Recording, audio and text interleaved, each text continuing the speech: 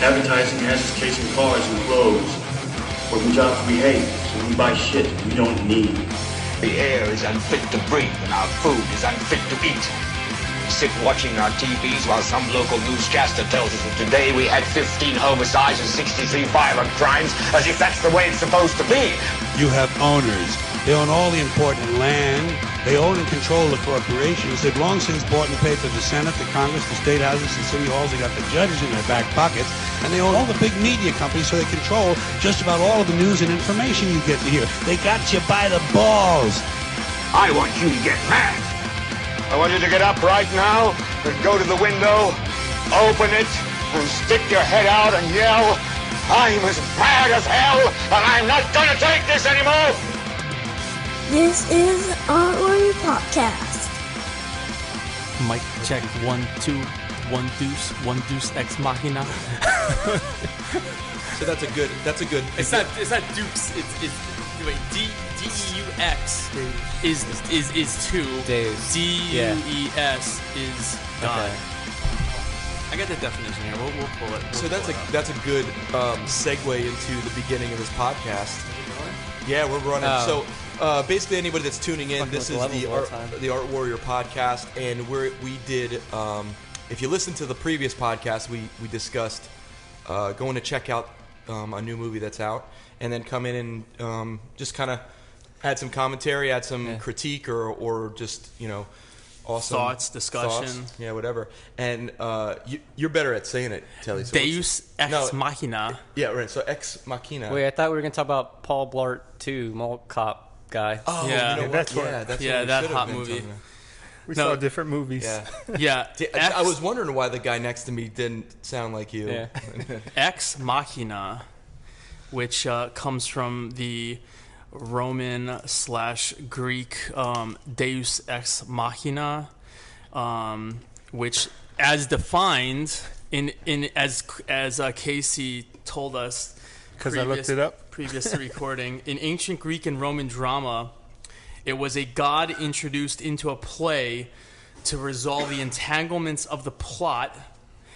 And the second definition is any artificial or improbable device resolving the difficulties of a plot. Or a really cool sci-fi movie. Yeah. Right. Because I don't know if that definition fits with the movie we saw. It doesn't fit. Yeah, sure but it does. It doesn't fit, but I mean, How would it fit? Well, it fits in a way, in a broader sense than just what you were saying about the like a plot. right, entanglement. But if you think of humanity as This is the fix. this could be a plot twist in the human theater. I mean, drama. This is what one of the fixes one of the quotes of the movie, which I was trying to remember, and I should have typed it on my phone in the beginning when the what's the kid character? His name? Caleb? Was it Caleb. Yeah, when yeah. Caleb tells Ava? the boss, Oh, the boss, Nathan. Should write have these names written down. Just real quick, anybody that hasn't seen the movie, just letting you know, this is a huge spoiler. This Yeah, is we're gonna- basically don't watch an this. entire video audio podcast about the movie and any commentary that comes off of that. Okay, so Go watch the video. Go watch the movie. if you want want to to listen to this, check out the movie and then come on back if you want to hear. If you've ramble seen about it. Avengers 2, it's basically the same thing. Rich guy makes a robot. There you So go. here's a spoiler about Avengers 2. But seriously, that quote that was like right in the beginning when Caleb got to the house. Yeah. When Caleb got to the house, and he said something about the what was it? the Oppenheimer quote? No, the Oppenheimer quote was later. That was you mean when he says it's not the History- greatest accomplishment by man, it's the greatest accomplishment by God. Right, Yeah. right, Yeah. and he dropped that, and then Nathan turned the words around on him and was like, "Oh, you're calling me a god." Basically, if I can develop Yeah. this, so Right. I mean, there you go. I mean, the word God from Deus, drops right in there, and it's like a god introduced into a play to resolve the entanglements of the plot. Is that the machine? Is that the Right. girl? Or is that Nathan? Well, that's where it gets interesting. I don't know, Yeah, right? right. I don't know.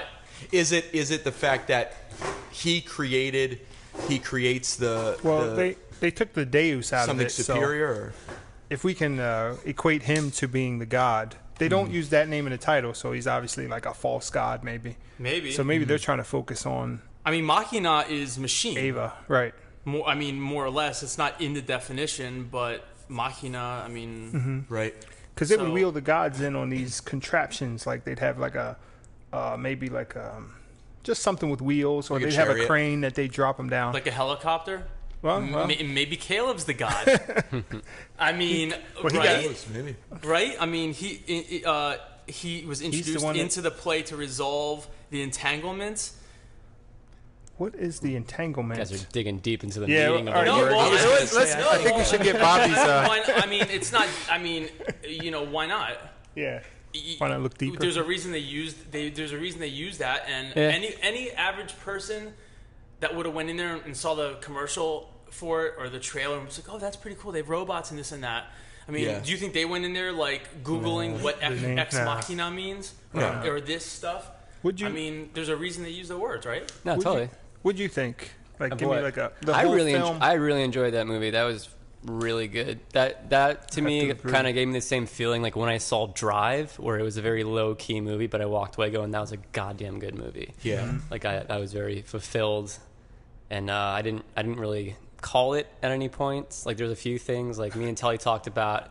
He kind of had it figured out earlier than I did, but I'm like, oh, I bet that Asian girl is a robot. Yeah, I kind of speculated that. But I was even Really? thinking, like when the main character starts cutting himself, like I thought, like, oh, what if he's a fucking robot? Right, and he's because I kind of had that idea too. Like maybe that's even a 'Cause they more show complex test. They do show a scar on his back. Did they explain Yeah, that? and that's Right. that. I think I'm guessing that was from the car accident that he talks about, where his parents died. Yeah. But okay. Yeah. that was one of the reasons why I thought of it too. Because I'm like, why does he have those goofy scars on his back? Holy shit. But yeah. Dude, I didn't what? piece that I together. mean, this is just fucking mind blowing. So what? Now Ava was released back into the world, even though it was destructive. She was released out into the world, and what if it's part of? I mean, she integrates into society, and then somehow is brought back as. I think she's AWOL. I don't think they're gonna. I mean, how are you gonna find her? No, not finding her, just bringing her back. Because if Nathan, if Caleb was a robot, an AI, whatever, how did he end up out in the world and then back? Well, I don't think he is. Oh no, I don't think he is. But at one point, I thought he could be, and up until the point he started cutting himself. Well, okay, so I think he started questioning his own, which was kind of cool because that's what I was doing the whole time. Yes. I was like, he might be one of the robots, right? And so it allows you to kind of. I think the movie was structured really well, and it was really good for the viewer because anytime you had like a question about something, it kind of handled it, but it didn't. It almost gave you more questions, which is really nice. It didn't give anything away. Yeah, my overview of the movie, I thought it was really really well done. I thought it was extremely much better than a lot of Hollywood. Was it a foreign film or was it Hollywood? It's a British film. I've heard about it for a while. I was actually surprised that it was in theaters the way it was, because usually when I see trailers for movies like that, it's either like on demand or you have to go to some sort of limited release Indieplex or something. But now it was, and I said this, I think prior to the movie starting, that it was a British movie. Yeah, and it was released January 21st. In the UK, and it didn't Yeah, release here till about a month ago, April 10th. Like on that YouTube was probably sometimes. just because of like other movies. They probably just wanted to hit like a good time at the box office. I think. It's they do that. understandable. Dodge a bunch of. So they settled on when Avengers is in the theaters. Yeah, well, Yeah, but I mean, it's Probably the longer they wait, it was just going to get worse and worse. right. So. All the summer blockbusters. There's one of those movies every few weeks now. So But I saw that British preview. though, so I did see that preview on YouTube, and I want to say it was like August, maybe. It was a long time ago, and I'd forgotten about it.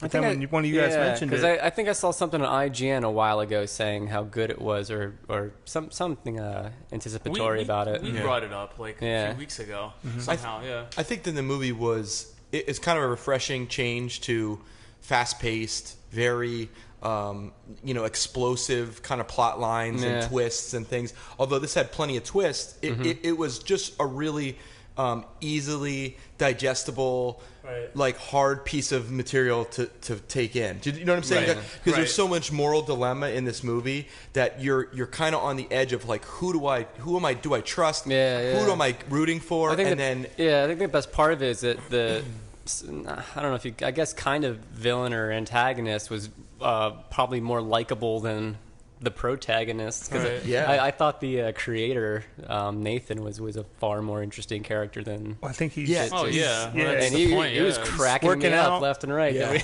We're drunk and talking about Ghostbusters. And he starts drinking, dancing. right? Yeah, Like a ghost saying, blue Dan Aykroyd. like you were saying, Andrew. That's what he extracted from. Yeah, the that's whole, what he took from Ghostbusters. The whole Ghostbusters movie. It shows Dan where Aykroyd he's gets at, head from a ghost. It was easily digestible, but and obviously it was very, very tense. Yeah. I mean, throughout, especially with the music. By the way, I saw that music was cool. I saw online that they're releasing it on vinyl. I saw that. Oh, today. nice. I think I saw it today or yesterday when I was looking at. We can spin it in the studio here. Yeah, there's not throw much it up on to it because it was really just like a sequence of tones over and over. Yeah, just atmospheric. But and they got loud. It got louder. Yeah. Do you know what movie did that really well? That movie, There Will Be Blood.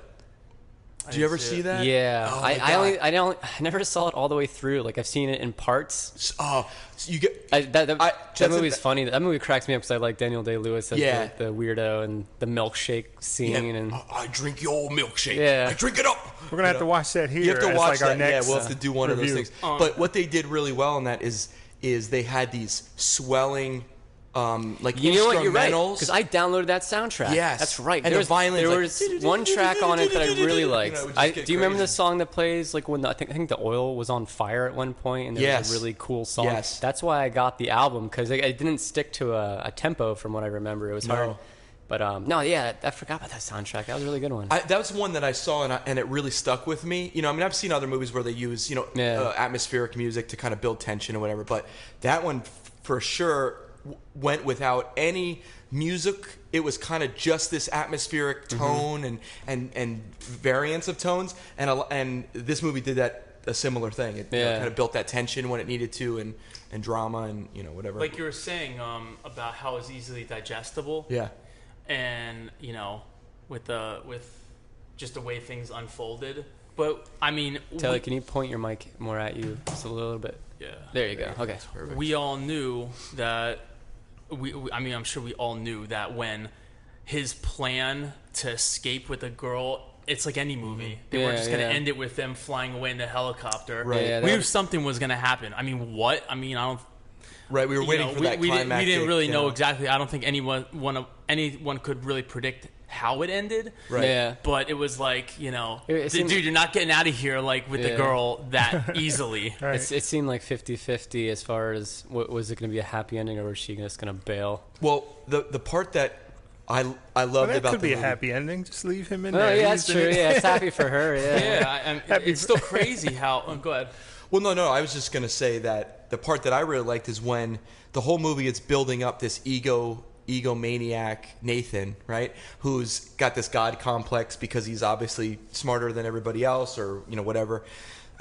And then it comes to that point where the reveal that he actually knew what was going on between them and that he planted the thing. But then you see a side of him that's not really, that wasn't, he wasn't this like evil villain. He really wasn't. He was doing a test, and he was manipulative, but he wasn't like evil. Like right. he was trying to get on his level, and So at that point, like he gave him an out essentially. Like I knew what you're up to. Like don't worry about it, type of thing.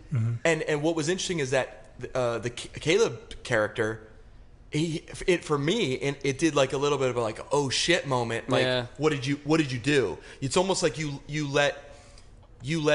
opened up Pandora's box. Yeah.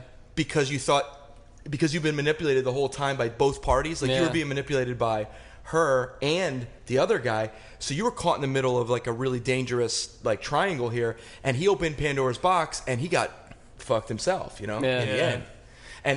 But at that moment I knew some shit was going to go down because, I thought it was going to go bad for him too, Caleb. Yeah. Did you know what I'm saying? And and that's kind of how it worked out in the end.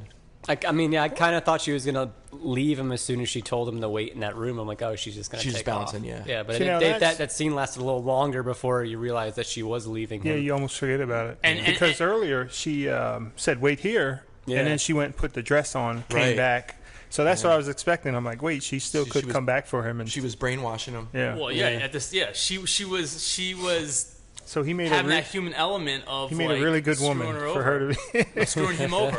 She was perfect. Yeah, she was using them for her like what? Because but the thing is, is he the one who exposed her to like realizing that there was more out there? She knew about heavy traffic, right? She said she went to Well, she knows about everything because she has the That's true. all the Right. I think they had to be aware of what was outside because like when they were showing the old videos of the old models, like the one was like freaking out saying like let me out. So I Yeah. think they Oh, that was intense. That scene. that was Yeah. cool. I was wondering how the glass was shattered. I was worried, Yeah, the worrying whole time. how gross it was gonna get because there was one scene where he was drunk. It was a scene where Yeah. he ripped up the drawing. I'm like, is he gonna go and fuck her while a guy Yeah, watches? right. I really thought that was gonna happen. That's for right. some That's reason. exactly what I yeah. thought too. I thought Oh, really? he was like jealous of their relationship, and then he was kinda Or to just screw or it to up. push him and like Yeah. weird him out. The- No, I totally thought he was gonna make him Well, watch. well, in the end, that's exactly what he was doing. He was Yeah. baiting him. He was baiting Yeah, him. he was baiting to him a different reveal way, his cards, but, so to yeah. speak. Right. You know. When when Caleb first went in the meter and they like obviously showed the cracks in the glass. Yeah. It's like how did those That's there's great. like this is like a serene environment. Like, Right. Yeah. Yeah, very What sterile. Well, Yeah, I everything's would have sterile. thought. Yeah, I mean, when I first saw that, I thought like, okay, she's the one that freaked out. I didn't think they would. I didn't think they'd show older models Previous. spazzing out. Yeah. no, like I'm saying though, obviously Ava was very intelligent and able to produce knowledge and everything else from obviously the way she was described, but did she the having the motivation to get out of there? I mean, I think didn't the other model the one whose skin she stole at the end? Yep.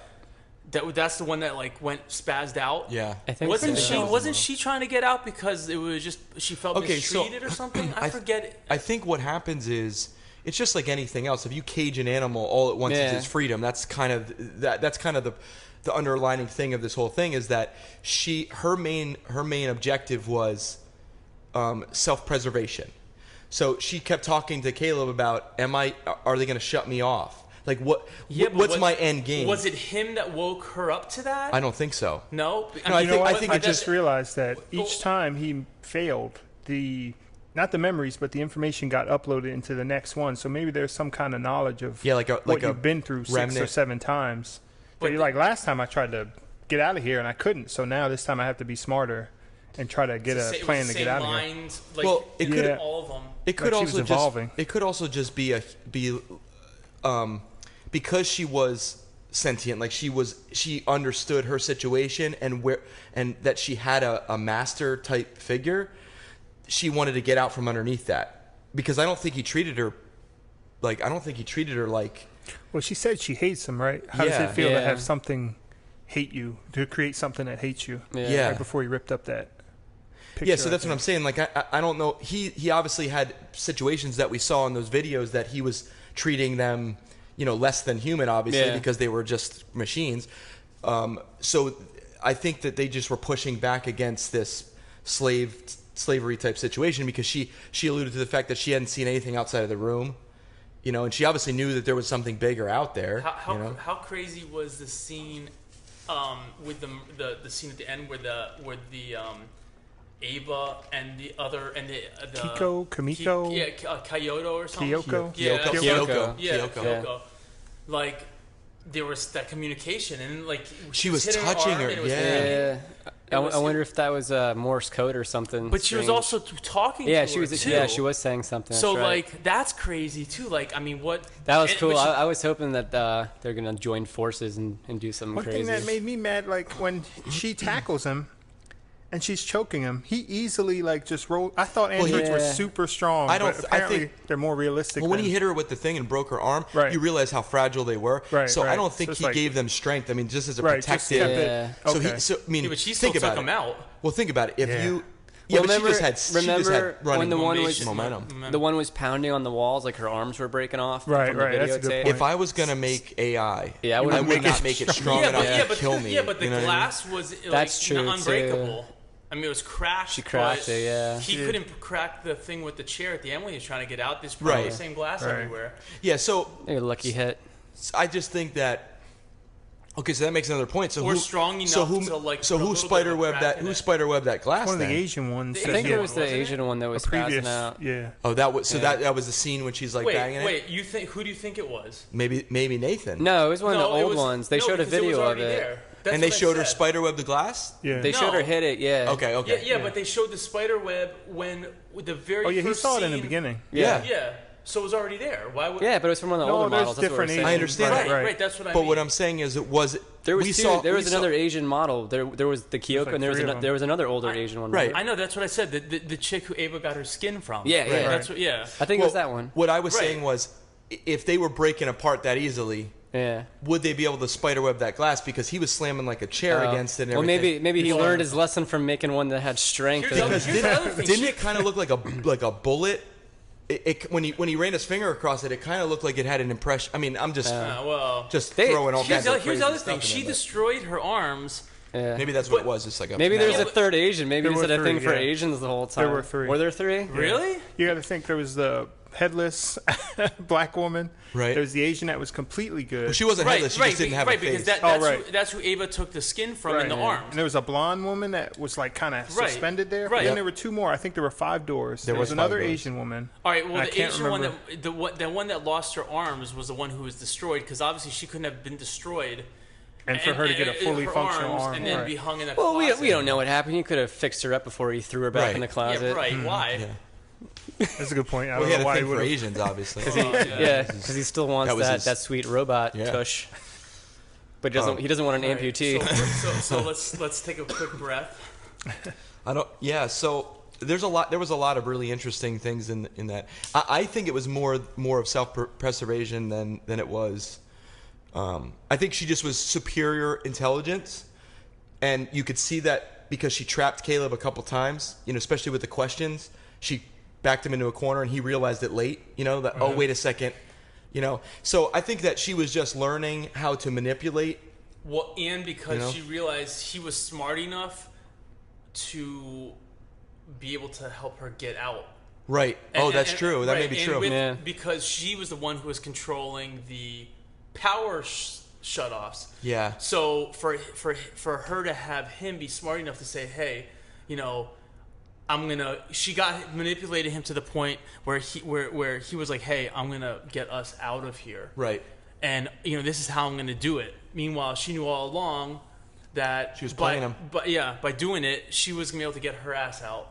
Right? I mean, well, she was asking questions. She asked him if he was single, so she was trying to figure out what's the best way to play this guy. Yeah. Right. That's robots don't need to do that. Yeah. Well, humans do that. Anyway, at the same time, though, that was a part of Nathan's test, so he kind of knew to find someone that she maybe could more easily manipulate or. Right. He just didn't expect it to backfire on him. Yeah, if he would have found a gay dude to volunteer for the test, it might not have worked as well. Right. Well, that whole scene about the sexuality thing. Yeah. And him telling her that she can do whatever. Right. She can let one fully in. functional. Yeah. She's fully operational. Yeah. Yeah. The Death Star. Jesus. But. Yeah.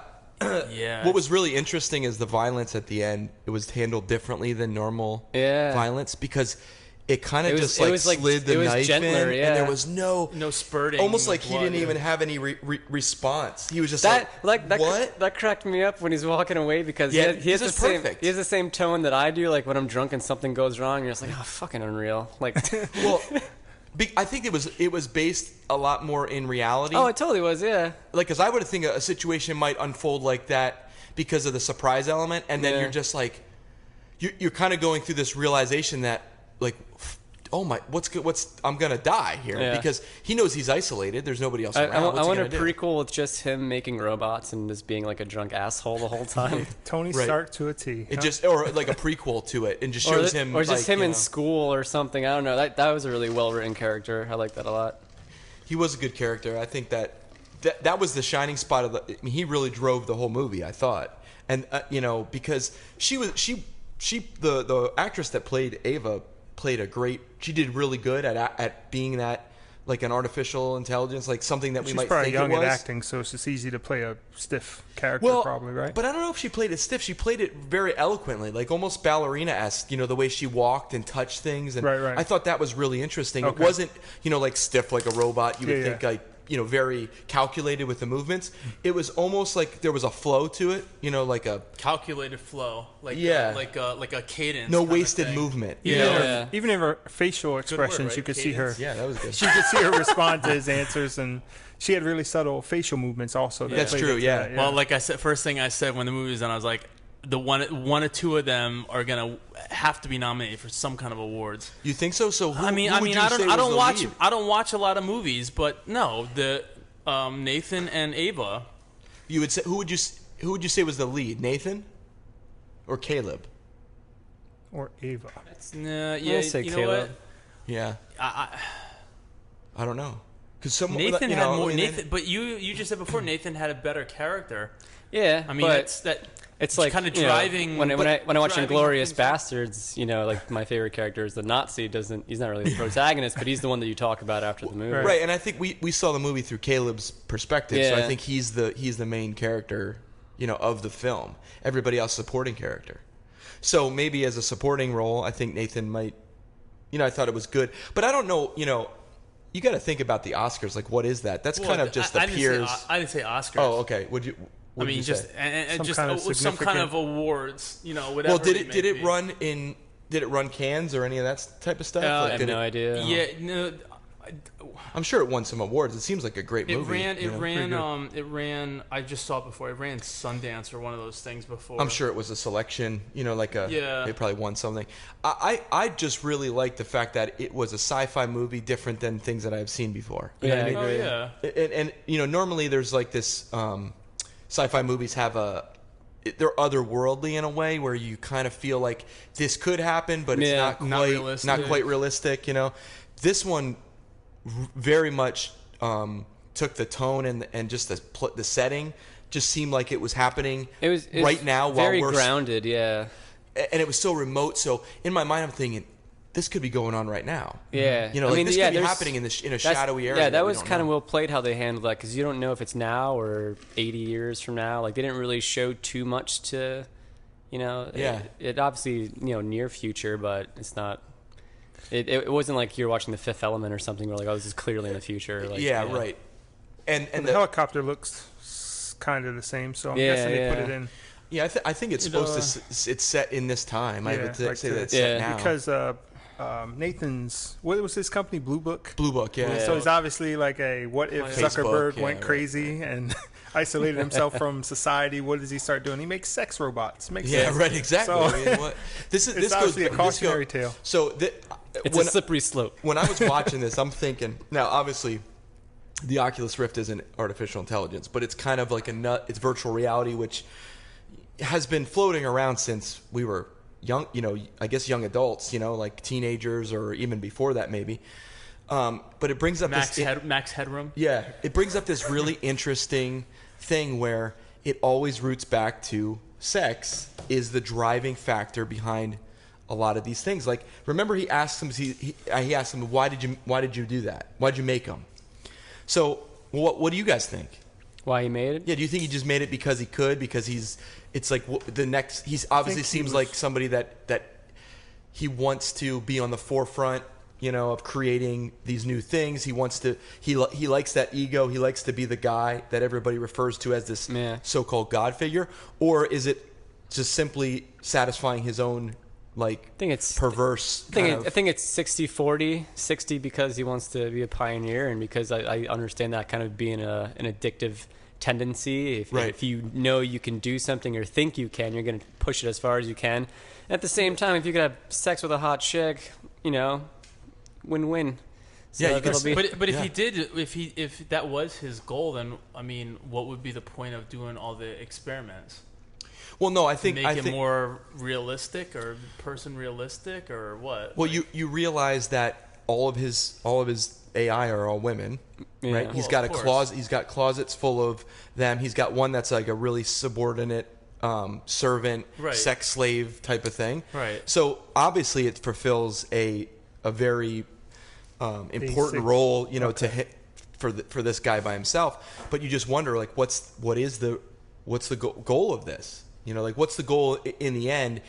Because I think he had his fun, and by the end of it, he actually did want to make like a fully believable AI. Yeah. Seemed like he had a lot of hours of him having fun. I mean, any AI that's going on, what's the purpose of it? Well, that's okay. So pushing technology. Yeah, that's kind of my point. Kind of goes with the doing it because you can. I mean, it's for anything. Like, and if someone is, an artist, or someone is a chef for a restaurant, they might want to open their own restaurant. If you're an artist, you're pushing your envelope with your art. You're changing your, whatever, like going from one thing to another thing, like Bobby, does that sort of thing. I'm just saying, tech seems to follow sexual, like the sex industry. Yeah. Right. So what we were we were jokingly talking about the Oculus Rift and how it's going to be, they're going to have these sex scenarios and no, it's very true. But I think that it's a very real thing. Nobody wants to talk about it because sex in the U.S. is so taboo and weird, and God forbid we talk about something like that in our puritanical culture. It's always like an underlying element, like that really does fuel it. It is a huge market and huge part of the economy. You just can't talk about it. Like what was it? VHS and beta. Like the DVD. reason why VHS survived because the porn industry used it, and beta went DVD, nowhere. The internet. Yeah. I mean, what's the That's biggest? Because I guess we're all driven by like wieners, base sexual desires, Yeah. right? And like so, animals or people, creatures that aren't as intelligent. That's the main thing they do, right? They It's try food, to survive and they reproduce. Shelter, reproduction. So then the next level of humans or whatever we evolve into, that'll be even a smaller part of their need, right? As you keep evolving, it's just like you have to do it, but they'll have ways that you don't even have to touch a person. I think we'll turn into the people from like the end of WALL-E. Because they'll just be like, I'm gonna push a steak button, and then I'm gonna push a blowjob button. That I think goes to what you're talking about. You become less dependent sexually because you can take care of it technologically, right? I mean, so you become a little more asexual, in a way, which is, and then you see Ava in this situation. She uses it as a device to get what she needs, but she's not in any way thinking that's about what societies that have they're typically overpopulated, but also more technologically advanced than ours. That's what happens to them, like Japan and China, where it becomes more of an isolated thing, where they literally have brothels that you just go to cuddle. Like the human experience is kind of gone just because, like touching. They are years ahead of us as far as like the sex toys went, and they're way more open about it. Yeah. And it's just like that's something that they easily get. Like they don't. It's so part of that culture, or at least it's more easily accessible in that culture that they take care of that aspect of life. It doesn't. It's not necessarily the driving force of it. Whereas us, we can't get that shit as easily, and we have to work for it. But at the same time, if you can get it easily, you become emotionally detached. Sex is no longer part of a relationship, and relationships fail, and it's typically not bad. And then just a physical act. The quality of life itself, or maybe the respect of life, drops a lot too. I mean, I've seen videos in Japan of a baby in the street getting run over, and no one even really looks at it. It's like it's just like a baby in the street getting run over. Well, and I think that comes in with overpopulation and all that stuff. I mean, but and like you said, it just minimizes. It's just emotional detachment. Yeah, and it's not a good thing. No, it really isn't. So I guess it's a cautionary You know, it becomes a cautionary tale. I thought Nathan was just a lonely guy, and he just wanted to.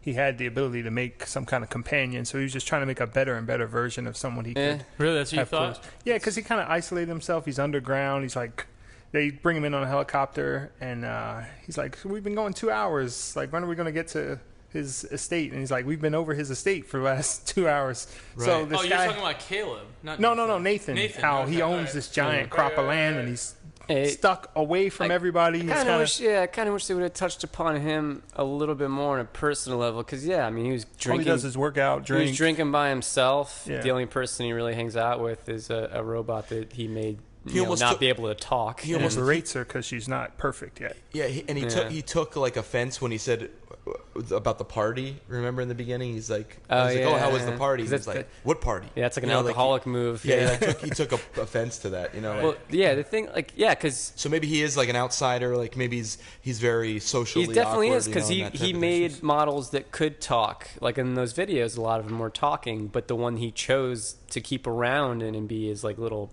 partner or mate or whatever you want to call it was the one that didn't talk. So that's not really even something he wanted, and it didn't seem like he was getting anything emotionally or from speaking to Ava because she hated him. So I did wish they would have expanded on him a tiny bit more just to kind of know what exactly his intent, I don't know if it was his intentions, but why he was the way he was. Yeah.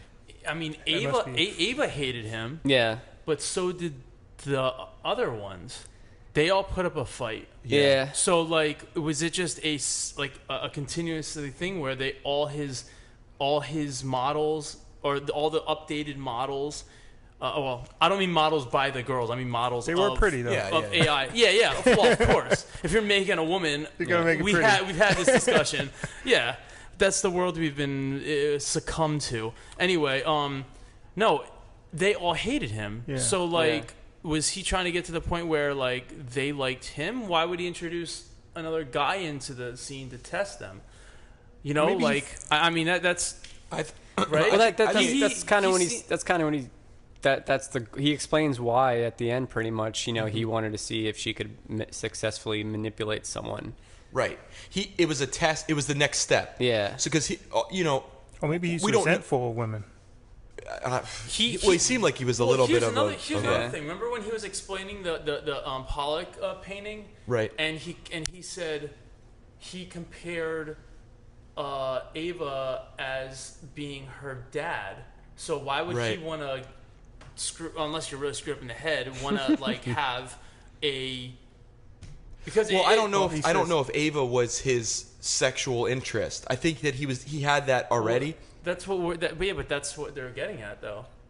So you guys think Ava was? I think when he says that, he's like, "Well, I'm like her dad," right? He doesn't actually say it. It's almost like he's like upset that she's so perfectly a young female that she looks at him as her father and nothing else. Whereas maybe I don't think that's his type though, because he also alludes to Caleb's comment and says, "Did you make her face based on my porn profile?" Yeah. And then he laughs about it and is like, well, that's kind of what search engines are for, aren't they? Mm-hmm. And so he almost made it seemed to me as though she was the newest prototype. Yeah. And his plan had Caleb in mind from the beginning when he was putting together the aesthetic, and tried to use the aesthetic to lure Caleb into the situation that he became vulnerable. And then her test was to see if this AI was capable of the next step or the next. In a way, Caleb wasn't really testing; he was being tested. Right? Her test was if she could test him. Does that make sense? Yeah. So that was what the next stage was, and then because he was already talking about the next model. Remember when they're sitting outside and he's like, "Oh, wait till you see the next." Yeah, because next model. It seems like Ava and whatever would have been beyond would have been more to further the AI research. Exactly. I don't think they were. I don't think those were meant for the sex ones, because she almost had a indifference the whole time with her whenever he spoke. Like even when he mentioned like him feeling like a father, he kind of said it in a weird way that it's just kind of whatever about it.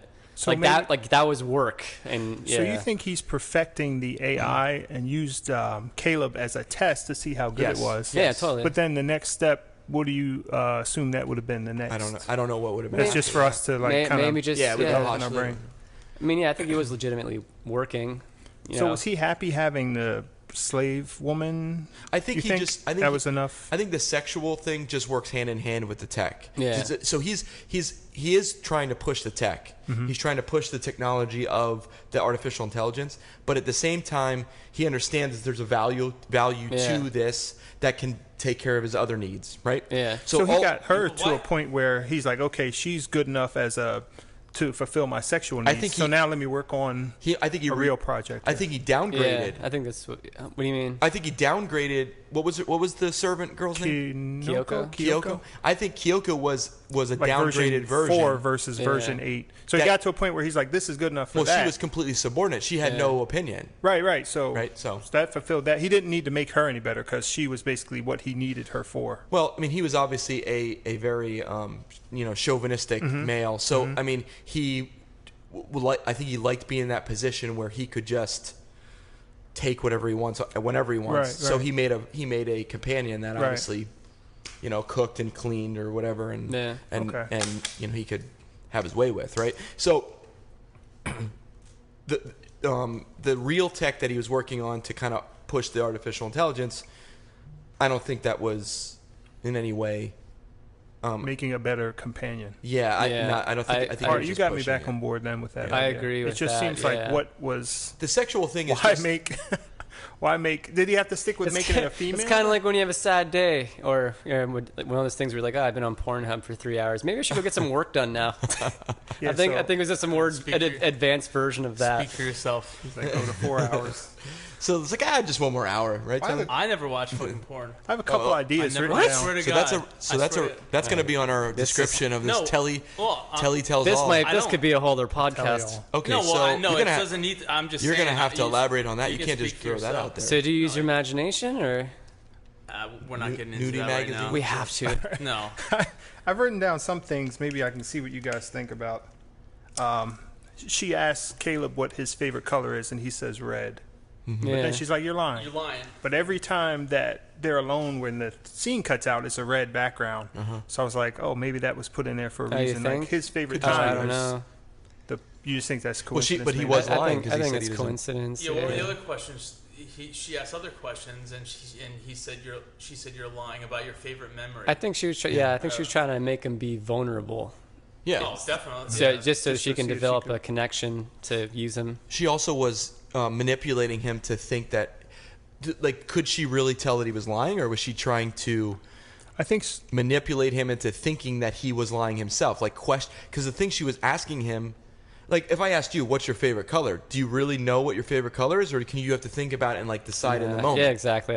I would have to think about it and decide in the moment and say, I think I know like what it blue, is, right? because I keep this, like he says, like, I'm not 5 years old or whatever. Right. I still have this, like, 5-year-old color, and now to this day I'll buy things that are green over other colors. Yeah, so I could answer that right away. So that's a weird thing for me. I would say that's probably in the minority. I'd say a majority of people, as they get older, not really worried about it. You have more of a memory attachment to it, I think, than maybe I do. So if somebody asks me what's my favorite color, I might actually change as I'm working with certain things. You know what I mean? Like, because as an artist too. I'd love to be hooked up to a lie detector machine while someone asks me that, because I'm not quite sure. I like more color schemes and maybe I mean, creative people. That's what I always tell people. I'm like, creative people. Don't ask them those kind of questions. Right? I'm like, I'm looking at colors like every day. Like, I just It's not that you're oblivious to it, but it's like, you can appreciate everything. Why colors have. Not saying that if obviously. Casey, it stems from your childhood that you stuck to green, but not. That's I always wanted to have tangent. an answer in case someone asked me. That's a whole tangent. Yeah, I would. I say black, but black's not really a color anyway. Well, it's all of them. It's kind of all mixture of everything. So you're right on the money. Yeah. But anyway, going back to that point, I just think that she was setting him up with questions that were hard to answer. I was just thinking more of a director's choice. To say, hey, I got you. Yeah, it's a good moment with her every time the screen goes red, so why not say red? But it also locked him out of everything. The screen would go red when he was locked out. But another thing, her first drawing, she has like this geometric I think it's the brain. Yeah, that's what I saw. Because at the end of the movie, it's like the same thing. And then when they pick up her brain, it was inside. That's what I thought I saw. Yeah. Oh, at the end of the movie, what? When the credits were rolling, it was like a black background, but the white geometric triangles were kind of unfolding on the screen as the credits were rolling. You didn't see that? I saw it, but I must have went over my head. Do you remember when they picked up the brain? Right. And they kind of zoom in a little bit, and they show like something moving inside, but they show the general construct of the whole thing was set up like similar to what she drew, just a big web. And she just was like, I just keep drawing this. I don't know what it is. I thought you would know. So I think that was just her. I don't know. Obviously, it was because she was like not really receptive of the environment around her, and then or she was very aware of her own makeup. Right, but not anything outside of that. And then is that why he woke her up to that? Because the next thing she drew was the picture of the window. Yeah, it could be true. Was that third one a picture of him? I think it was supposed to be. Yeah. Okay. Well, it wasn't that was a picture that he ripped up. But it wasn't ripped up that much though. It looked like it was just split down the middle. That's what I thought. It looked weird. At first, when she picked it up and it was all crumbled and that might have been just a continuity issue that maybe he ripped it up too much during the scene. And they're like, wait, we only have this one that's ripped in the middle once. But still, do you catch what I'm getting? 4-inch rule. Yeah. Sorry, dude. He's passionate. Kelly is on it tonight. Yeah, I'm on it tonight, boys. He's fired up. I'm not fired up. I'm always fired up. You're in an enjoyable mood, man. Oh, it was good, man. Every time Kelly gets close, I tense my ears up. Had a nice mandate tonight, and mandate. Gotta put, gotta.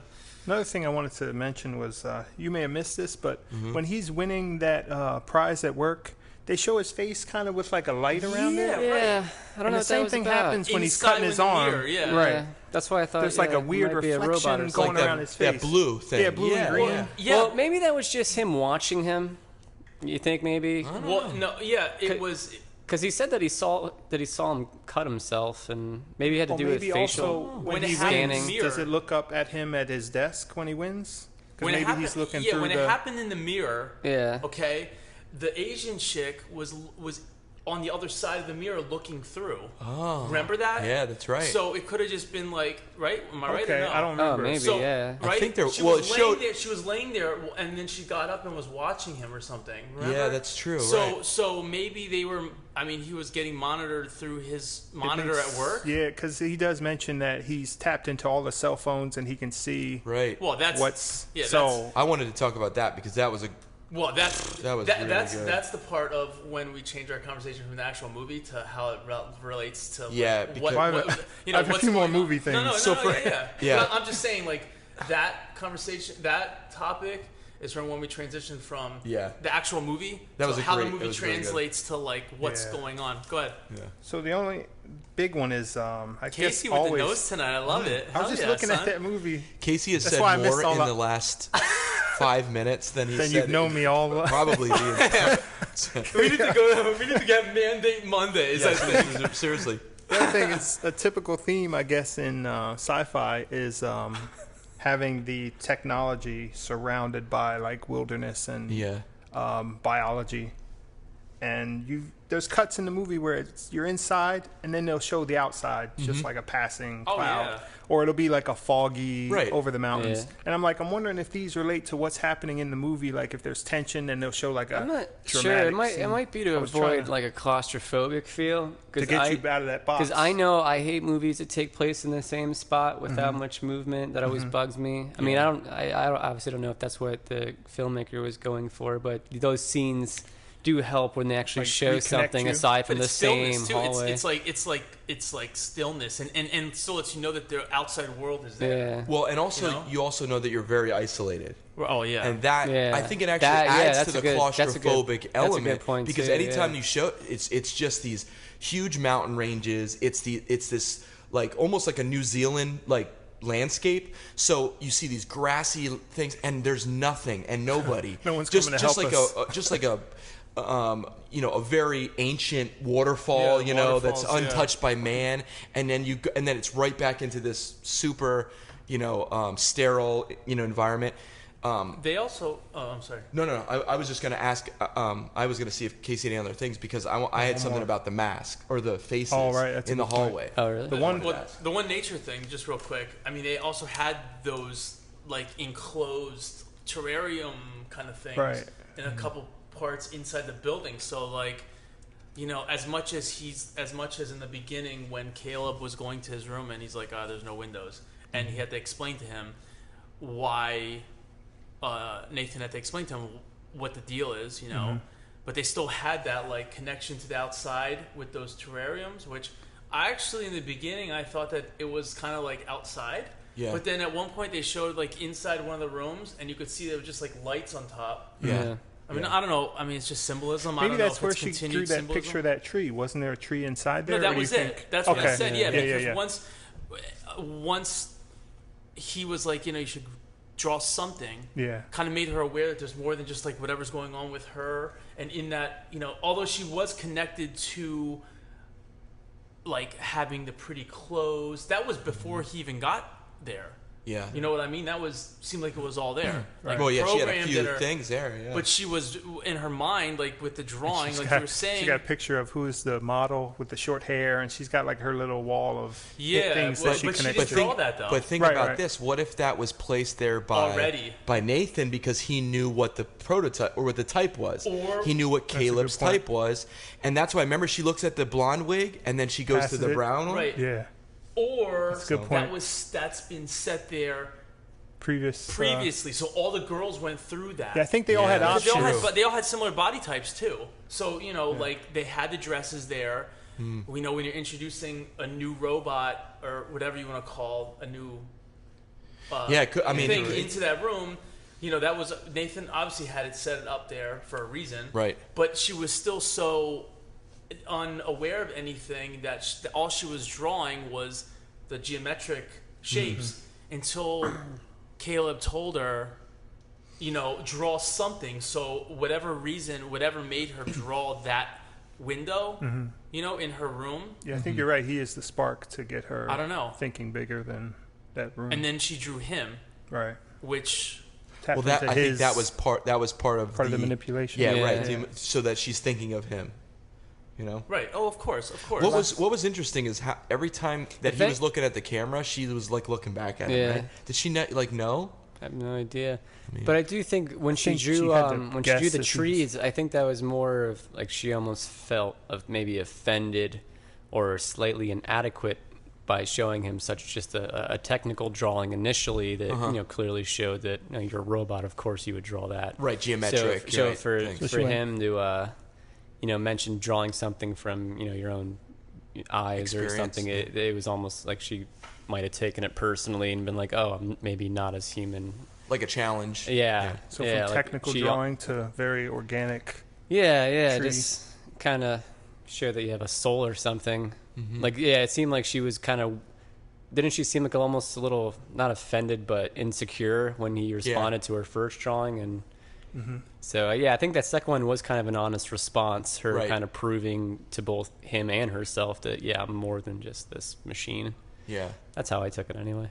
I back to the point about the camera thing, because she was able to shut down like the system without touching by touching it. She said she just reversed the energy. So are they tapped into the system where they can actually see through the cameras? Because that Kyoko saw him. That's true. Right? So maybe they can see, maybe they're able to be part of that system. And if that's the truth, maybe they see Nathan like on a like they see him outside of the situation that they interact with him. Oh, because they can because they all don't trust him obviously for whatever reason. I think they've just learned through the iterations that, hey, this guy's messing with us. And she described, I mean, obviously, we don't remember word for word how she described how she shuts down the thing, but she said something about, like, rubbing two batteries together that she's I think she goes to the wall to power herself back up, like charge up, but she just sends it back. Yeah, but she wasn't to overload the system. But the times when there were times when she didn't touch touching anything. Right. So when was that the other robot, maybe? Helping her? Because it seemed like they didn't connect till the end, but... You got to think they could have talked before that. Because she walks in the room and she's like, what are you doing here? At the end when they had some kind of plan going or something? What was that? That's another point, that she goes in the room and talk, and like they have a meetup, and then was that that was in the hallway. No, it was. She goes towards the room. Yeah. No, Kyoko enters the room, and that's the first time that Ava has seen anyone else. Because she says, like, "Who are you?" Doesn't she? Something like that. What are you doing here? Or why are you here? I think she's more like, "Who are you?" I thought she said, "Who are you?" Yeah, I think that's the first time they met. Yeah. So they can communicate through that wall, I'm imagining, because when what's-her-name's peeling her face off, she's kind of trying to show him, he's done this 5 or 6 times, and I'm one too. So she can express herself, but she's trying to get away too. Also, it seems like she's just so timid that what's-her-name gives her a knife, and she holds it here, and she walks up slowly. Yeah, where'd she get the knife? That's a good question. She had it too. Yeah, she already had it. She had it when the hallway situation. So I'm wondering if she told her what to do, plan, right? Like a plan was when they first talked, something like that. I think that would have to make sense because Nathan didn't tell her to get a knife, or he might. I mean, he might have said something. You think so? Maybe. I don't know. Shut her down. He might have included her in a plan somehow. Because he spent a good amount of time with her when she was showing him, what she was. He might have been able to say something, or at least I think she picked up on the vibe that he was trying to help. Oh, so Caleb, you're saying Caleb told her to gave her part of the plan. I think he might have. Maybe that's why she went into. Maybe not as far as getting a knife, but I think he included her in it. So maybe that's why she went to visit Ava. Yeah. There's a scene maybe where that's it. I'm still sticking with that. Ava's trying to, or the Asian servants trying to revolt against them. But there's a scene where Caleb and Nathan are talking at the dinner table, and Kyoko is kind of looking at the camera, doing something, maybe chopping. But then she's listening, and you can see her head tilt a little bit as if she's listening into their conversation. Yeah. So I think she had some kind of awareness. She did. I think outside she did of as well. Her every time they showed her, it seemed like she was listening to what's going on around her. Well, yeah, and like she was taking notes. All those creepy shots of her. Yeah. Or like when something was going on, she was in the background, like just staring with her eyes open, like in the dark or whenever. So you had a couple more points. Just one you had more the mask point, but because before I kind of thought that she was a robot, I'm like, I wonder if she's like a spy or something. Like they were showing her like you could tell she was listening. For someone who didn't know what English was supposed to, or wasn't supposed to know English, she seemed like she kind of was listening to them intently. Based on our understanding, I thought before we realized that she was before we knew definitively that she was an AI, I thought a similar idea. I was like, oh, what if she's coming across as though she doesn't know English? Yeah, she obviously does know, and she's kind of like this fly on the wall type of. I was waiting for her to be the real leader, and for Nathan to be part of like her. He's an android. Yeah. He's an AI. Awesome. Yeah. But the last thing I have is about the reflections in the movie. So there's a scene where Nathan is drinking and he's getting more and more drunk, and he's like, he says, "Have a good night" or something. Then you see his reflection in the table. Yeah. There's a scene where Caleb and Ava are sitting there talking to each other, and you see them both from the side. He has a reflection in the back wall, but she has no reflection. Oh, whoa! I didn't see that. I didn't get that. There's a scene where at the end where she's getting to like go into his job or wherever she's at. Everyone's reflected in the ground. Yeah. Right. The shadows. Yeah. Yeah. So there was just a ton of, and I guess when he's cutting himself, he's in the mirror. That's a good catch. If that was, if that one about her not being in the shadow, you had to see it. They were just it's like she earned it, kind of. Yeah. And he's got a reflection, she doesn't. Yeah. So maybe it was a metaphor for like. It was like Pinocchio becoming a real boy or something. Yeah, or even just. We always say the mirror, it kind of looks. It's like you looking back into yourself, right? Mm-hmm. So, and it's honest. So maybe that the whole reflection thing, the mirrors, all that stuff was really just a metaphor for, this situation and the morality behind these kind of situations, right? Looking back at what you're doing, almost like you have to be your own judge. Like you're your own judge of this situation, because we obviously are in this movie. We're dealing with people that are not people, but these artificial intelligence, which they understand what's going on, but they're being manipulated by, the creator. But the creator's not very. He's kind of cruel, in a way.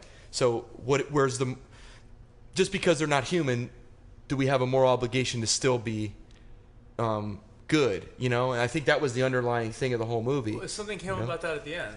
But some moral something came up. I think when before Nathan hit Caleb, and they were having kind of like a heart to heart, and he was showing him all this stuff. I think something about moral came up. I know the word moral came up because he said that's one of the reasons why I chose him, because he had a moral compass. Oh, that's it. Yes, it. Yeah. I like that. Well, you see the definite difference between Nathan's character and Caleb's character. Caleb's character is a little naive, not really like almost right to a fault, and then you have, because if he would have picked someone that was more of a dick, he probably wouldn't have cared that, about the fact that they were going to get erased. And they kept rubbing. Exactly. They kept rubbing like personalities too. Yeah, so it was like, all right, you again with your quotes. There was an awkwardness, always. Yeah, but they were both like, they're both like obviously like highly intelligent.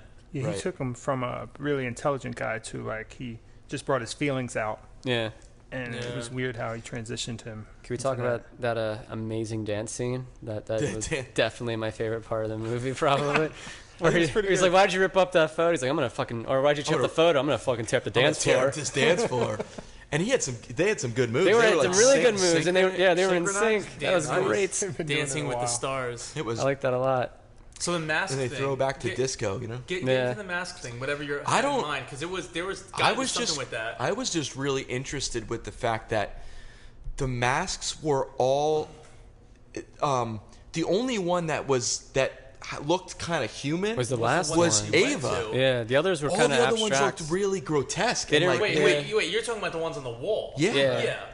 Right. So what was that about? I thought they would be like because he obviously had other prototypes. You would think it would be like less realistic to realistic, but the first few were kind of goofy. But when she left the room, that was like the first thing that caught her attention. Yeah. Remember, it looked like she was almost about to kiss the one, and that one looked real. Remember, there was one in the end. Well, that was her. She was looking at herself. Yeah. Oh, that was her face? But she was the only one that looked like that. All the other ones looked like... Right. Yeah, they almost look like... They got from... They almost look like monster masks normal. or something. Yeah. It could be the failed... But that's what I was thinking. But it wasn't the failed ones. The failed ones we they saw weren't exact were faces, but it's like ugly. But why were they hanging on the wall though, with nothing else around? And it was outside of her room. Right? It's not like they were. It's not like they were. It's not like they were tribal masks they just looked kind of really like interesting. The one had like a huge nose. Yeah, like they were like they had some like weird styles to them. It wasn't, like I said, it wasn't just like going from a crude human face to a nice one. Like they were kind of purposely. Yeah. They look like creatures. Do you ever go to? Well, I've seen it before. I've never been in a hospital. They'll put up, in this room is patient so and so. Here's his name. So he starts his first trial, puts up her face. She doesn't work. He takes it down, puts up the next one as like a way to say, this is what I'm working on. This is the 6th iteration of. But why wouldn't he have the other one? See, that my whole thing was they weren't their faces because they failed. He puts up some kind of like thing to mock himself, to say, here's an ugly thing because I failed at this 6 times, and here's the one I think I got it right. I'll put her face. Because when you go in his lab, he's got all those faces. I just can't think of anything else. Faces in the labs too. Just as a reminder that he's failed 6 times and he's. It could be. I mean, it could just be a self-effacing. We're gonna have to watch the actual movie with the director's commentary and see what the hell he was thinking. It could also just be to break up the sterile, background. It could have just been aesthetic. Yeah, but he could have had a picture hanging. He could have had anything. Yeah, but I don't think it would have. I mean, you needed that relief on the wall because a picture hanging, you wouldn't have been able to view it. Should have had a hang in there kitty cat poster. I mean, right, exactly. There's still some. I mean, there's got to be some symbolism behind it. I'm sure there is symbolism, and it also might, it may just be deeper metaphor that was important to the director, or whatever, whoever. So deeper metaphors. Yeah. In regards to the movie in general. What did this movie mean? Yeah, like what did you bring up a few minutes ago? About the morality of it, or no, it was before that when I said how it relates to society and like the future. Oh no, the when he talks about the cell phone tapping. Oh right. That's a really interesting thing because, I mean, in all likelihood, that's very, very true and very real. Right. I mean, that could be legitimately happening right now. Video, the cameras and the cell phones and everything. I think it's interesting how we always kind of mock it. You know, we're like, oh, they're watching us. But isn't that, I mean, how much of an intrusion is that? Because that's kind of with you all the time, right? And that's how you're developing. It might be like that's what Batman does in the Dark Knight, that he taps on all the phones to hear everyone's voices. Yeah, and Fox is like makes him shut it down. He's like, this isn't right. Yeah, you know, and so they throw a little bit of that moral. They have this moral figure in there that says, I'm not going to be part of this. You know, or if this is what you're gonna, if this is what it takes, then I don't want to be part of this. You know? Yeah. I don't know. I think that there's. I like when movies do that. I like when they bring when the art has a consciousness or has a conscious. You know what I'm saying? And like it's saying. In this case, they just used it as kind of a funny little anecdote, I guess, that you throw into the movie. You know what I mean? Because it was almost comical the way he says it. Because it's like they're chatting over beers, and he's like, "Oh, well, I just used this, and I tapped into that, and they couldn't pin it on me because they would be they were doing it too. They would be liable for the same thing." And I just think that's really interesting how they brought that out, because Facebook and Google and all these things have all been linked to the NSA, bullshit that's been the whistleblower stuff that they brought out about how they're collecting data, they're collecting algorithms, they're collecting, really important stuff. And it just brings up a really interesting point about where technology goes and how it's being used. Right. So, in a way that's underneath just the the way that we use it. And he's like, the phone companies all know I'm doing it. Right. Yeah. He's like, and he's like, they can't say anything because they're doing it themselves. They're guilty of it themselves. Right. They would be guilty as well. Right. Yeah. So, I mean, their device is what's capturing the information. Right. He just created the code that sucks it all up. Sucks it all up and uses What's also interesting is how he brought up a really interesting fact that the search engine was created, but it was created before we knew what it was really good for. Like, it's almost as though we created this, but we didn't know what to use it for. But now he's like, well, I knew what to use it for, and here he is in this isolated situation, creating what could potentially be the game changer, which we talked about in the beginning. When you guys gave the definition, it's like you now introduce this new thing into the world that could potentially be the one that decides the future, right? Or decides the outcome, right? And I mean, like we touched on, that could have been viewed many ways. It can, any of the characters could be considered that, thing that's brought into a situation, into an environment, right? I mean, it could be talking about the technology too, in general, not just specifically Ava, right? Just anything that leads up to that, right? Yeah, the search engine, the whatever, like just the way the society is. I think it's a great point. I do think that I think that in the end though, you have Ava standing alone in her shadow. When before the credits roll and everything, and I think that's kind of the statement. It's almost the statement at the end. It doesn't show anybody in focus. Everybody's a shadow. It just shows her standing like alone there. And then doesn't a shadow walk by and then it's gone? Or did I? It almost seemed like that. Yeah. It almost seemed like she was gone. So she disappears and kind of is integrated back into our world as like the physical world that we know. So it makes you wonder, or at least it made me wonder.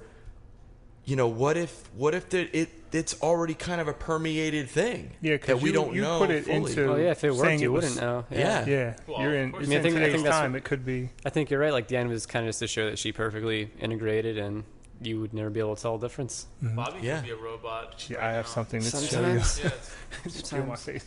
And they echoed that earlier when Caleb has that freak out. Yeah. They echoed it, like he almost thought he questioned his whole life. Yeah. He's like, wait a second, these could be implants. Like these memories. I was waiting for him to actually find something. I'm like, he's gonna mush his skin apart and see some robot. Could you imagine that? That would have been a crazy twist. That was a pretty deep cut too. Yeah, I was like, I thought he was. I was like, man, I think he better watch it because he may not recover from that shit. He bled a lot. I'm like, he cut a deep ass. They kind of just covered it up. He was normal and okay. And remember how? Well, not remember. Obviously, he hit the mirror because he knew that he was being watched. Mm-hmm.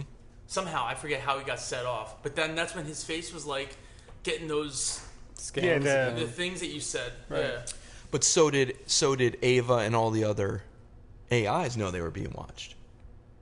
So they had that similar reaction, right? So he freaks out. He knows he's being watched, so he's obviously upset about that. I think he was just like kind of in the middle of a mind fuck and spazzed out in general. Mm-hmm. But he obviously knew that there was camera there. He knew he was gonna. I think he didn't. Well, I don't think he thought that he could hide it. Obviously, every time that he was every time they were watching the AI, Ava and the other ones all turned to look at the camera. So it shows you that, and it echoes what they were saying about the cell phones. Everybody's under surveillance all the time, so it doesn't matter. That's an interesting kind of point. I mean, that's just like an underlining thing about the whole thing, about the whole movie. But I don't know. I don't even know where that leads. I don't know what that gives us. But it's just an interesting, point. I thought it was, there were parts of the movie that were a little. I mean, I don't want to just freak out and just be like, this is the greatest movie ever. No, there were some parts that I didn't like. It was really good. There were definitely parts that I said, wow, man, I wish they would have elaborated or maybe made it like there was parts that were very realistic, and then there were parts that were just a little fantastic.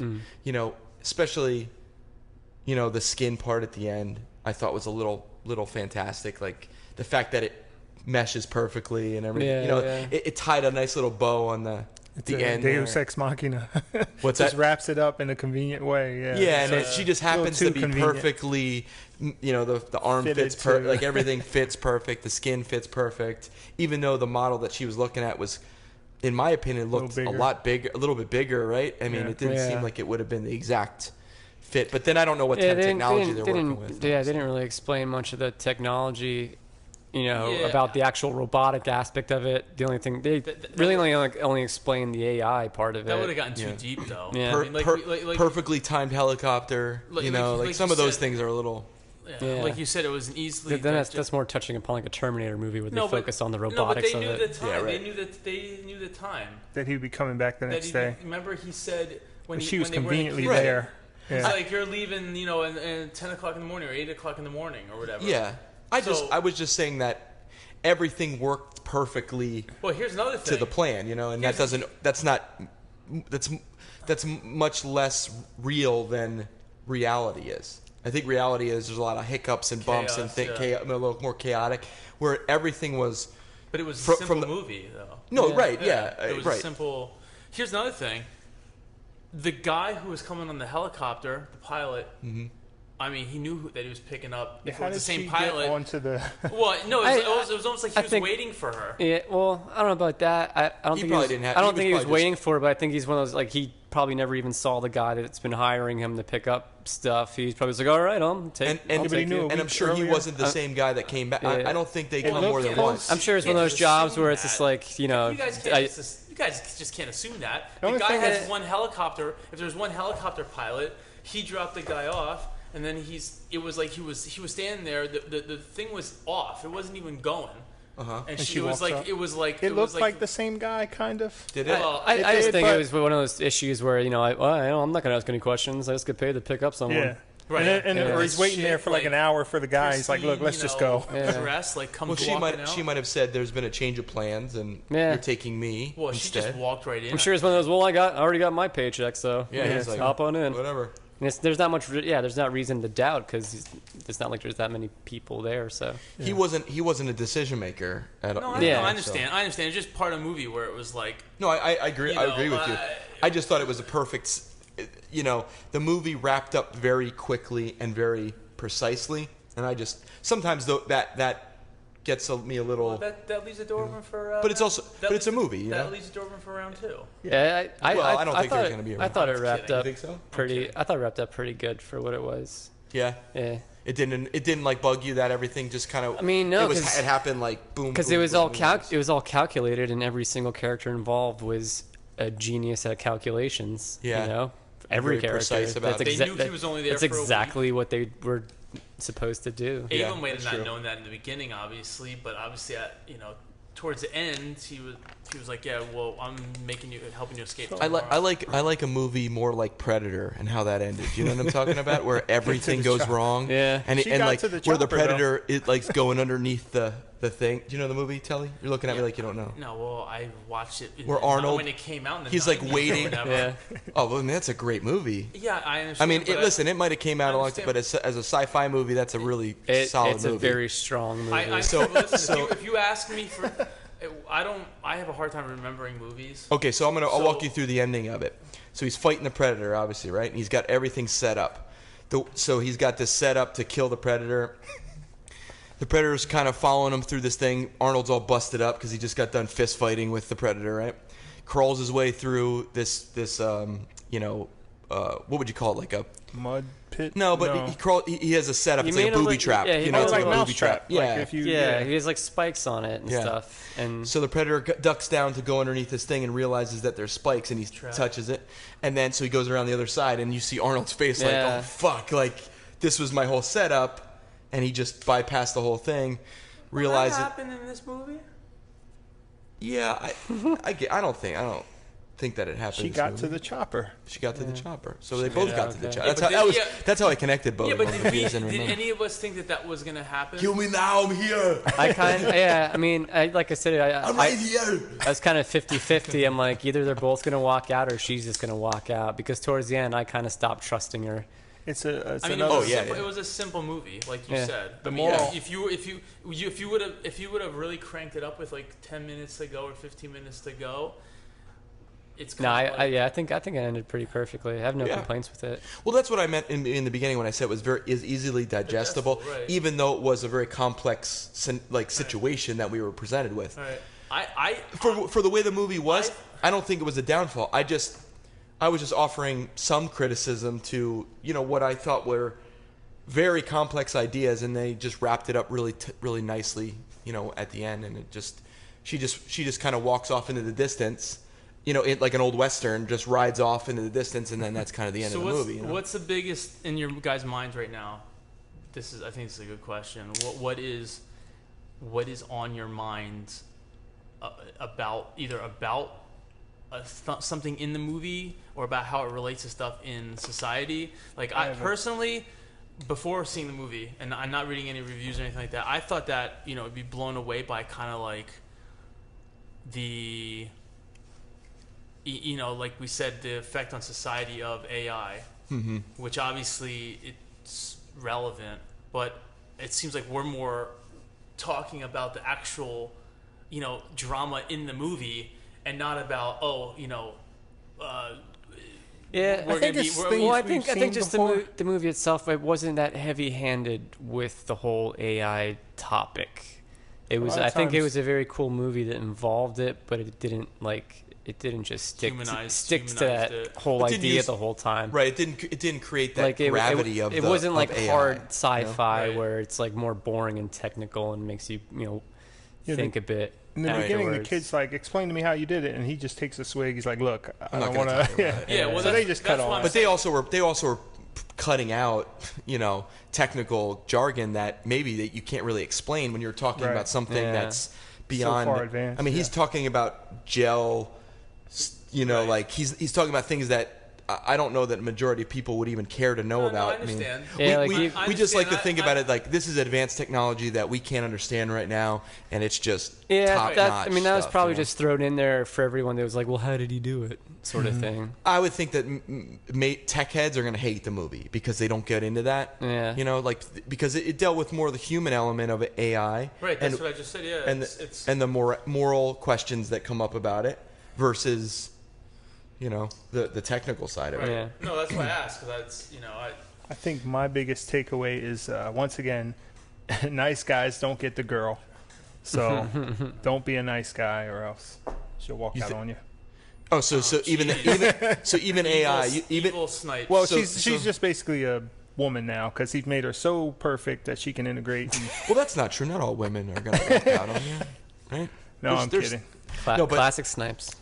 Evil snipes. The good guy did get shafted in it. A lot. I would say in the majority of the situation, you have to be take what you want, right? I mean, that's kind of isn't that human nature and the animal world. Yeah. You know, the animal kingdom is kind of, you have to be eat or be eaten, we'd so to evolve speak. beyond, we're still. You would think so, animals. but I don't know if that's true. I mean, this movie definitely talked about I mean, it was obviously very much about driven by, sexual conquest, right? It was driven by this ego, to be this god, right? Yeah. So, I mean, it shows you that as far advanced as you can be, you still are rooted in what makes you human, right? And then is that transferred to the AI? And I think the AI just doesn't. It seemed like at the end when she walks out, she had no second, like she didn't have that empathy at all. Yeah.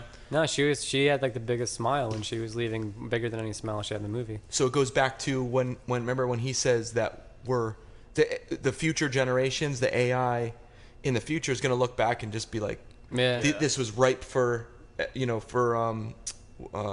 extinction or whatever, it's compared humans to monkeys that just stood upright. Yeah. I mean, are we going to get to that point? Well, I mean, it seems as though fingers crossed. I think that Cyberdyne Systems. What was the movie that brought that phrase? Just because you can doesn't mean you should. Was that Jurassic Park? I believe so. Jurassic World is coming out. Yeah, Jurassic. Another more movies. So, I mean, that's always going to be the Jeff question. Goldblum does say that in Jurassic Park, something along those lines. Right. He also says nature finds a way or whatever. Movies, man. I'm good at quotes. It filled up my brain with a lot. I don't have a lot. I had a lot of empty space in there from not listening in school, so it had to be filled up somehow. If you ask me about this movie in a month, I probably won't. I'll remember. Probably in the same. Yeah, I won't remember any of this. We had to do it today. Have such big movie recall, and I'm like, I watch stuff.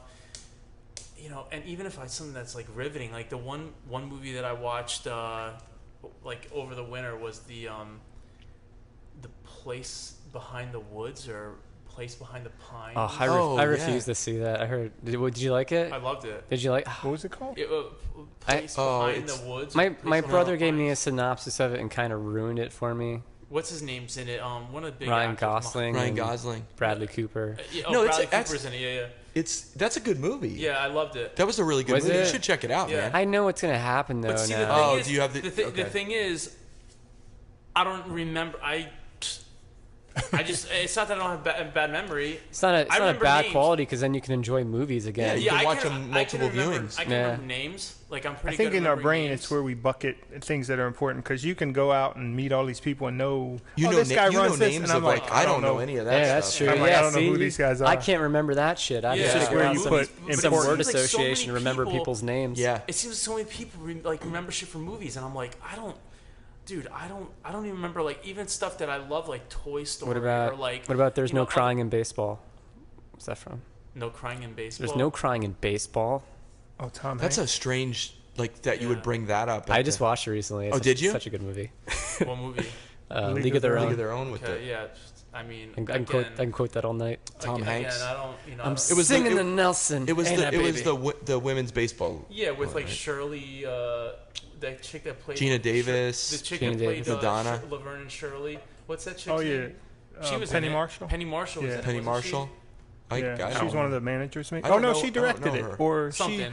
She was a producer or director. I don't think she's in that movie. Yeah, she had a higher role. Anyway, regardless. If you remember that weird thing where she was a director, but I don't even know if that's true though. People quote. Yeah, she had a high. I quote movies a lot. Yeah, and all this stuff, and I just it's just not in my. That's why. Yeah, I gotta think it's. I mean, I watched it's not a big deal, but it's just I think everybody remembers different things. I mean, it's just. Yeah. I don't know. I don't have any problem remembering movies. I'll watch a movie and it kind of...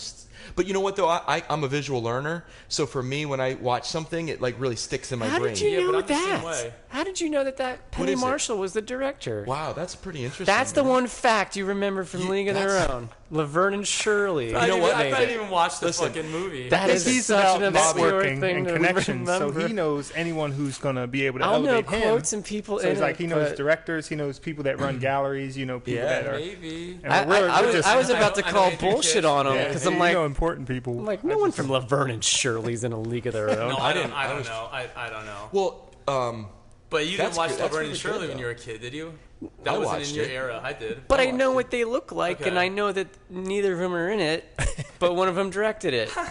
So that's a pretty wild. That's obscure as fuck. Anyway, you know what would happen? We'd all be on Jeopardy. Me and Bobby would know the movie forward and backwards as far as quotes and people in it.